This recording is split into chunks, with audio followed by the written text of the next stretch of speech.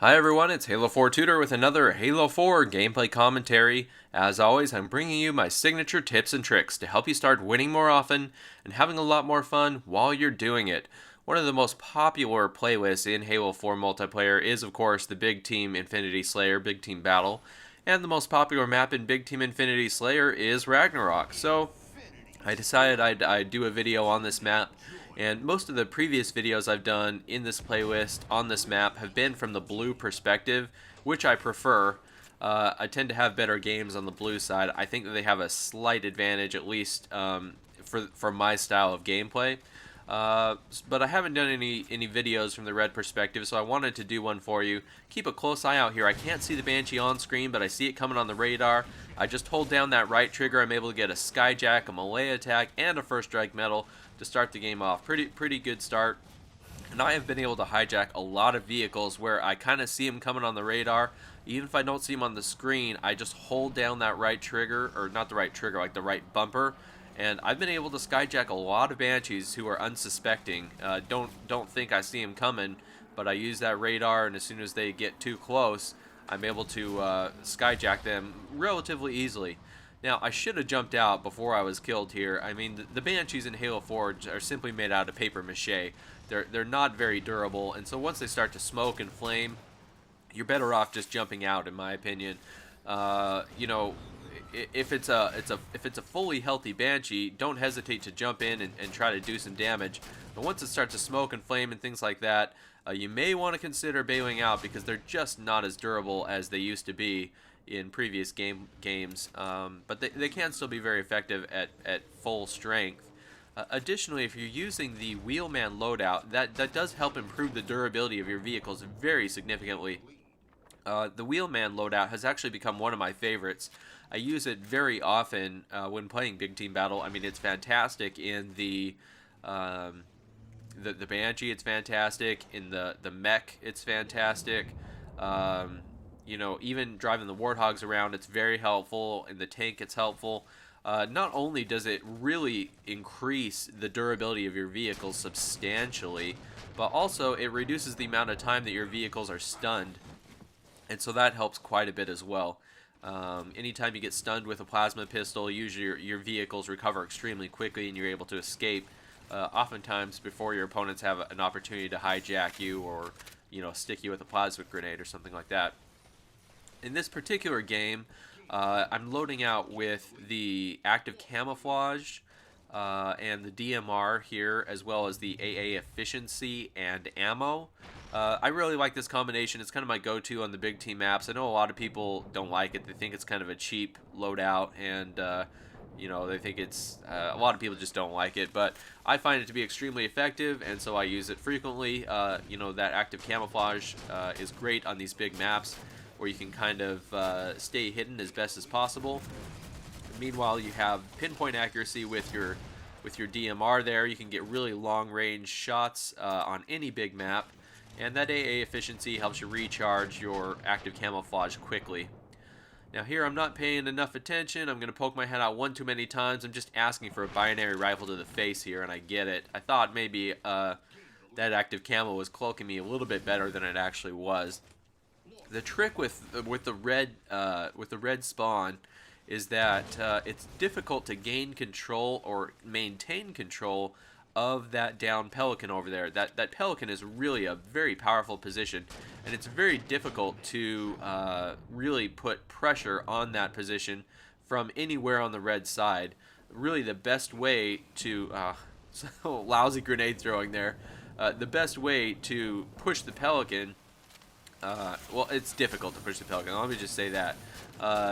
From the red side, it's difficult to push the Pelican because they're able to fall back very easily behind the Pelican, and it's difficult to get there. Additionally, if you know you do want to push the Pelican, you have to cross a lot of empty open area where you have no cover, and that can be very difficult as well. Here I'm able to stun this ghost, and he foolishly jumps out. Fortunately for me, he jumps out because I didn't have anything to stick him with. I was out of grenades, but he just jumps out, and I'm able to kill him. I'm going to come into the base here and drop down my saw, and I'm going to use the saw throughout a large portion of the game here. The saw is just quickly becoming, one of my favorite weapons. Always has been, but I'm beginning to like it more and more as I've continued to master this burst shooting method with the saw. This burst shot just works extremely well. It just melts your enemy's shields so quickly. It's absolutely ludicrous. And if you have the dexterity loadout, the saw can recharge or basically reload very quickly. So that can be a very helpful loadout when you're using the saw as well. I don't think I have that here, but in this case, it's not going to be terribly urgent to reload quickly. And the other thing I've found with the burst shooting method is you don't have to reload quite as often. You can get 2, 3, 4 kills out of a single load. Look at it, just using this burst shooting, take down that ghost, no problem at all, very quickly. And I'm able to fall back to cover and easily take that extra time to reload. Now, with the red strategy, what I do recommend doing is controlling the center hill here, because of course from the center hill you can look down on the blue side of the map. You have excellent visibility, and you can get a lot of open shots from the top of the hill.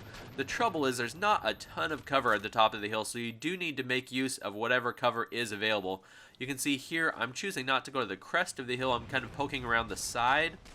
The trouble with this is it's somewhat exposed to the pelican, so I'm using the trees for cover as best as I can. So the trees can give you some cover from the pelican. Additionally, the trees can give you cover from the blue spawn, the blue base area. So you want to use the trees for cover as best as you can. Also, there's a rock kind of up at the crest of the hill towards the left-hand side somewhat. You want to use that rock for cover as best as you can. You can see it right there in the screen. So don't just stand up at the top of the hill looking down into the blue base, because I guarantee you're going to get sniped or shot. It's a very exposed area at the crest of the hill, and you don't want to just stand up here. You want to kind of fall back behind the hill a little bit, or use kind of the rocks and the trees for cover. So I've got a frenzy here. Pretty good start to the game. Not doing too bad. Again, just trying to control the top of the hill with this saw, because it's most efficient kind of at medium range, as you can see, and it's a good, with my camouflage and with the saw, I have been able to control the top middle of the map, which is a really critical area. So I'm doing my best just to do that, but again, not exposing my head to any headshots up at the crest of the hill. I don't want to get sniped or anything like that. Now, I probably should have called down this ordnance and shared it with a teammate. That really is the best idea. If you have a power weapon already and you have an ordnance prepared to drop, you don't want to waste that ordnance. The best thing to do is call it down and share it with a friend, a teammate. Let them use that power weapon, and then you can continue to accrue a new ordnance. Because as long as I'm sitting here on this ordnance, I'm not going to get a new one. And the trouble with that is that I probably could have earned a whole new ordnance by this time, because I scored a lot of points since I actually earned that ordnance. And then the trouble here is I actually do finally call it down, and then I promptly get killed. And so, I mean, it really is like a catch-22. I finally bothered to call down that beam rifle, and then I'm just killed anyway. So I should have called it down in the first place, and by now I would have had a whole other ordnance ready for me. So I come back here trying to recover my power weapons here, but somebody else on my team has already grabbed that beam rifle. That's fine. My saw's still there, and that's really my weapon of choice anyway. So I'm going to keep working with the saw and continue to get several kills. So I want to make sure I've covered all my strategies for the red side here. Make sure that you're controlling the top of the hill as best as possible here. That's absolutely critical. Use the cover as best as you can. Watch out for the pelican, because the pelican can be really the best position for the blue players, and the pelican can really do some damage to anybody who is up here on this hill. The pelican has excellent visibility onto this hill and the open area that approaches the hill. So you don't want to allow the blue team to control that pelican. You got to be careful to make sure that you don't let them control the pelican, whatever you do. That's absolutely critical. I haven't really touched too much on vehicles in this particular game because I didn't really use them significantly, but make sure to play smart with the vehicles, because the vehicles can really swing the balance of power in this game, especially the mech unit and the banshees can be very powerful, very devastating. So you want to make sure to use them very wisely. Don't jeopardize those vehicles. Don't be overly aggressive with the vehicles and put them in a situation where they can be easily destroyed. Find areas where you can kind of protect your vehicles and still kind of poke out and get kills when necessary, or take down overly aggressive opponents. But don't be overly aggressive yourself when it comes to the vehicles on this map, because if you do, the vehicles are going to be destroyed pretty quickly, and it's really going to end up being a waste of time. Now here I'm controlling the Pelican, but this can be a very dangerous position because you are really exposed to a lot of areas on the blue side of the map. So you got to be careful about pushing all the way up to the Pelican if you're on the red team, because that can be a dangerous play there. Well, I hope I was able to give you at least a few tips and tricks, a few ideas for how to approach this game type on this map from the red side. Please leave some comments. Let me know if you thought the video was helpful and what I could do to improve. Thanks for watching, everybody. Please like, comment, and subscribe. Add the video to your favorites. Share it with your friends. This is Halo 4 Tutor signing out. I'll see you next time.